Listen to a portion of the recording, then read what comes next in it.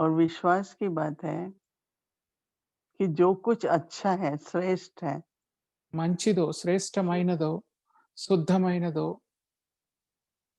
దాని బలం నాకిప్పుడు లభిస్తుంది. నేను నిరంతరం సంకల్పాన్ని, సంకల్ప బీజాన్ని విశ్వాసం ఉంచాలి ఆ బీజం మీద. ఆ బీజాన్ని నేను ఉపయోగిస్తున్నాను. ఈరోజు పొద్దున్నుండి జీవితంలో విశ్వాసంతో పాటు ధైర్యం కూడా అవసరం. ఒక్కోసారి ఎలా అవుతుందంటే, ధైర్యం లేకపోతే విశ్వాసం కూడా పోతుంది. అందుకనే సదాకాలం అదే స్థితిలో ఉండాలి. అందుకే బాబా ఎప్పుడు చెప్తూ ఉంటారు, పిల్లలు స్మృతి అయితే అందరూ చేస్తారు. కానీ నిరంతరం చేసేది ఎందరో అని అందుకే బాబా చెప్తారు, సదాకాలం చేయాలి. నిరంతరం చేస్తూ ఉండాలి అంటారు. ఒక్కోసారి బాబా ప్రశ్న అడుగుతూ ఉంటారు, "మీ స్థితి ఎలా ఉంది?" అంటే, "బావుంది" అంటాం. "మరి సదాకాలం అలానే ఉందా?" అని బాబా అడుగుతారు. కాలం చాలా కాలంగా అలానే ఉందా? మరి కొంతమందంటారు, "అప్పుడప్పుడు కొంచెం అలజడొస్తుంది" అంటారు. మనం అప్పుడప్పుడు కాదు, సదాకాలం నిరంతరం ఉండే స్థితి కావాలి. ఆ సదాకాలం ఉండే స్థితి కోసం మనకి ఏదైతే బలం లభిస్తుందో విశ్వాసం ద్వారా, ధైర్య ధైర్యత ద్వారా ఆ బలంతోనే మనం నిరంతరం ముందుకు వెళ్ళగలుగుతాము. ఎవరి పట్లైనా మనం శుభభావనను ఉంచుకున్నట్లయితే దాని ఫలితం లభించలేదు, కనపట్టలేదు అనే ఆ సంకల్పం ఆ ఆత్మ పట్ల ఉండకూడదు. ఏదైతే పరివర్తన కావాలనుకున్నామో అది అవ్వలేదే, మరి ఎందుకలా శుభభావన, శుభకామన ఎందుకుంచుకోవాలి అనుకుంటే, బాబా చెప్పలేదే ఒకరోజు, 2 రోజులు శుభభావన ఉంచుకోండి అని. శుభభావన, శుభకామన అనేది సదాకాలం కోసం ఉండాలి. మనం గనక ఆలోచిస్తే ఏ సంకల్పం అయినా గాని శ్రేష్ట సంకల్పం అయితే శుభభావన, శుభకామనతో ఏ ఆత్మ పట్లైనా ఉన్నట్లయితే ముందు ఆ ప్రాప్తి మనకు లభిస్తుంది. మనసు ఎవరిది? మనదే కదా! సంకల్పం ఎవరిది? నావే కదా!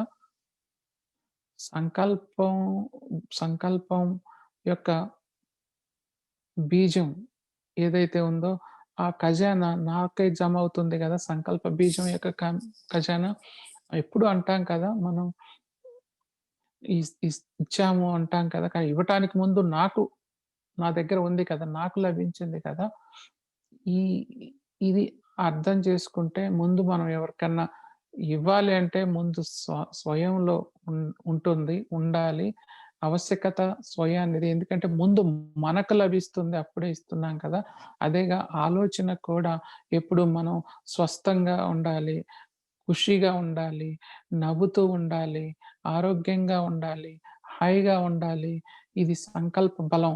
ఇది ఎవరికి లభిస్తుంది ముందు? ఎవరికైతే కోసమైతే ఆలోచిస్తున్నామో వాళ్ళకివ్వటానికి ముందు మనకు లభిస్తుంది గదా! ఈ అర్థం చేసుకోవటం బట్టి, అర్థం చేసుకునే కారణంగా ఒకటి ఏమో స్వార్థంతో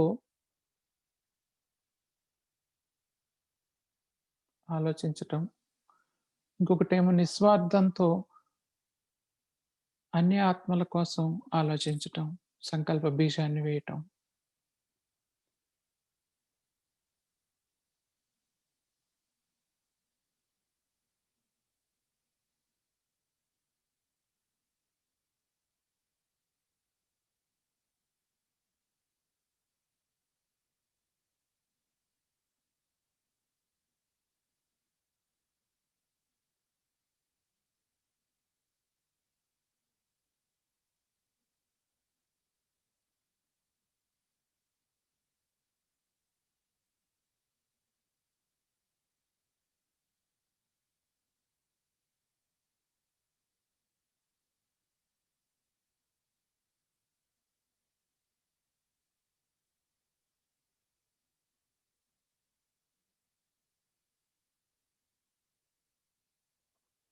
ఎప్పుడైతే నాలో ఈ యొక్క ఇది అర్థం కుంటానో, ముందు నేను నిండుగా అవుతున్నాను.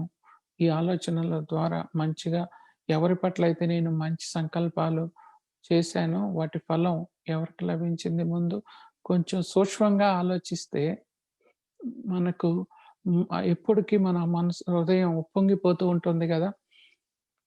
మనకెప్పుడు అన్ని రకాలుగా స్ ఎల్లప్పుడూ శుభంగా ఆలోచిస్తాం. దివ్యంగా ఆలోచిస్తాం. శ్రేష్టంగా ఆలోచిస్తాము. ఎందుకంటే అందరికి అన్ అ అందరి అందరికి శ్రేష్టంగా అవుతుంది గదా! ముందు ఆ సంకల్పం నేను చేశాను గాబట్టి సంకల్ప ఖజానా నాలో కూడా నిండుగా ఉంటుంది గదా! బండారంలో. ఎవరైనా కానీ శ్రేష్టమైన కర్మ చేస్తే, సేవ చేస్తే ఆ ఫలితం ఎవరికి లభిస్తుంది ముందు? ముందు మనకే లభిస్తుంది కదా! స్వయానికే లభిస్తుంది గదా! బాబా ఎప్పుడు చెప్తారు, విశ్వ సేవ అంటారు. ఎవరి సేవ అయినా కానీ, ఆ సేవ యొక్క శక్తి అనండి, బలం అనండి, ఫలం ఫలం అనండి ఎవరికి లభిస్తుంది? స్వయానికే గదా! అందుకే ఎప్పుడు మనకి ఇందులో మనం ఎప్పుడు పిసినారిగా అవ్వకూడదు. అందరి పట్ల శుభకామన, సు సు శుభాశీస్సులతో ఆలోచించాలి. ఎప్పుడు సేవ యొక్క అవసరం ఉన్నా కానీ, దాని యొక్క దాని శ్రేష్ఠ కర్మలో మనం చేయాలి. ఎందుకంటే, ఆ శ్రేష్ఠ కర్మ చేసినప్పుడు అది స్వయం యొక్క ఖాతాలో జమ అవుతుంది. మనకేదైనా పెద్ద ఖర్చొచ్చినప్పుడు ఏమవుతుంది? మనం జమ చేసుకున్నదే వాడుకుంటాం కదా! ఇ ఖర్చు అంటే ఏంటి? ఏదైనా పాత లెక్కాచారాలొచ్చినప్పుడు, పాతవి ఏవైనా కనపడని ఉన్నవి వచ్చాయి అంటే మన ముందుకి మన దగ్గర జమ ఖాతా ఉంటే అవి తొలగిపోతాయి. అందుకనే మన స్మృతి ద్వారా ఈ మన యొక్క లెక్కాచారాలు తొలగిపోతాయి. రెండవది మన శ్రేష్ఠ కర్మ ద్వారా తొలగిపోతాయి. శ్రేష్ఠ కర్మ ద్వారా తొలగిపోవటమే కాదు, భ భవిష్యత్తు కూడా చాలా ఉన్నతంగా అవుతుంది. శ్రేష్టమైన హ్మ్. భవిష్యత్తొస్తుంది. అందుకే ఈ విశ్వాసము, ధైర్యత మరి చాలా, చాలా అంటారు గదా! విశాల హృదయం, విశాల బుద్ధి అంటారు గదా! విశాలమైన బుద్ధి అని. హ్మ్. ఈ ఈ ఇవ్వటం కాదు నాకు లభించింది ముందు. హ్మ్. అందుకే అంటారు గదా! దీనికోసమే ఎప్పుడు అకూట్‌గా ఉండాలి అంటారు. అకూట్ ఖజానా ఎప్పుడవుతుంది? ఎప్పుడైతే మనం పంచుతామో, అప్పుడు మనకి ఇంకా ఇంకా పెరుగుతూ ఉంటుంది. తరగని ఖజానా వస్తుంది. మనం తరగని ఖజానా రావాలంటే మనం పంచుతూ ఉండాలి. నేను వీళ్ళకు ఎప్పుడు అలా చెప్పకూడదు. నేను వీళ్ళకిది చేశాను, వాళ్ళకది చేశాను. ఏదైతే నేను చేశానో అది నా కోసం చేశాను. అది నాకే ప్రాప్తి లభించింది. ఈ 2 శబ్దాలు శ్రేష్ఠ కర్మ మరి బలం ఏదైతే ఉందో అది ఆత్మిక విశ్వాసంగా అవుతుంది. ఏదైతే ఫలం ఉందో అది నన్ను ముందుకు తీసుకువెళ్తుంది. నన్ను నిండుగా చేస్తుంది. రెండవ పరివర్తన వాళ్ళు పరివర్తన అయ్యారా? లేదా? అనే కంటే ఎవరు ఎంత జ్ఞానం తీసుకున్నారు? మరి నేనేం ఆలోచించాలి అంటే వాళ్ళు వాళ్ళ గురించి శుభభావనతో ఆలోచించాలి. వాళ్ళు ముందుకు వెళ్ళాలి అనుకోవాలి. ఇది కూడా గుర్తుంచుకోండి. మన శుభభావన, శుభకామన ఎప్పుడూ వ్యర్థం అవ్వవు. ఎందుకంటే బీజం ఉంది గదా! ఆ బీజం ఫలం తప్పకుండా వస్తుంది. ఇప్పుడు కాపోతే తర్వాత. మరి అది రాకపోయినా గానీ మీ యొక్క ప్రాప్తి మాత్రం మీకు లభిస్తుంది. అది ఎందుకంటే పాత్ర వాళ్ళది ఎటువంటైనా మనం శుభభావన, శుభకామన ఆ ఆత్మ పట్ల ఉంచాలి.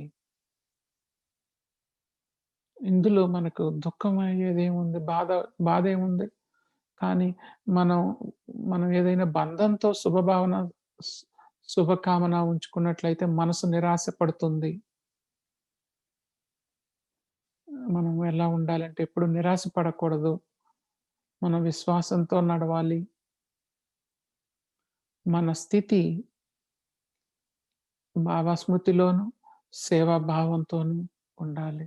నిరంతరం మన జీవితంలో నిరంతరం ఎప్పుడు ఉంచుకోవాలి మన జీవితంలో. 2, 3 గంటల విషయం కాదు. సైలెన్స్ మనం ఏదైతే చేస్తున్నామో 10 నిమిషాలు చేసినా, 2 గంటలు చేసినా, కానీ లోపల లోపల మన వృత్తిలో, మన తీరులో ఎంత శాంతి చిహ్నం ఉండాలంటే హ్మ్. ఆ శాంతి వైబ్రేషన్‌ల ద్వారా నాకు శక్తి లభిస్తూ ఉంటుంది. వాతావరణం బాగా ఉంటుంది. మరి మిగతా వాళ్ళకి కూడా ఆ వైబ్రేషన్‌ల ద్వారా శాంతి లభిస్తుంది. అందుకే నిరంతర స్థితిని మన ముందు ఉంచుకొని సదాకాలం కోసం స్థితిని అలా ఉంచుకుంటూ మనం ఎల్లప్పుడూ శుభభావన, సదా కోసం శుభచింతన, ప్రతి ఒక్కరి పట్ల శుభభావన అలా ఉంచటంతో మన జీవితంలో సదా ఖుషియే ఖుషి. ప్రసన్నత అనండి, ప్రసన్న చిత్తత అనండి. చాలా ఖుషి, చాలా హాయిగా ఉంటుంది. ఓం శాంతి.